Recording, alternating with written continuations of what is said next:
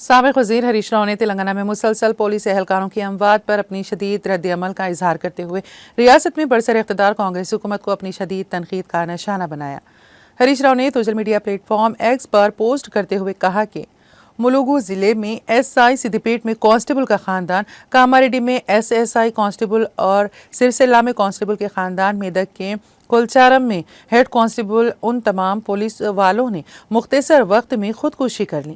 انہوں نے کہا کہ یہ انتہائی تشویشناک بات ہے کہ لوگوں کی جانیں بچانے والے پولیس اہلکار ہی مسلسل اپنی جانیں گنوا رہے ہیں۔ عوام کی حفاظت کرنے اور امن و سلامتی برقرار رکھنے والے محافظوں کی جانوں کے تحفظ کا ہی کوئی پرسان حال نہیں ہے۔ انہوں نے کہا کہ کام کے دباؤ اور زیر التوا وعدوں کو پورا کرنے میں حکومت کی لاپرواہی کا پولیس پر شدید اثر پڑ رہا ہے۔ ہریش راؤ نے ڈی جی پی تلنگانہ سے اپیل کی ہے کہ وہ ان خودکشیوں کی حقیقت سامنے لانے کے لیے محکمہ جاتی سطح پر تحقیقات کروائیں۔ انہوں نے تلنگانہ حکومت سے بھی اپیل کی ہے کہ وہ پولیس میں خودکشی کے خیالات کو روکنے کے لیے ماہرین نفسیات کے ساتھ کاؤنسلنگ کرائی جائیں۔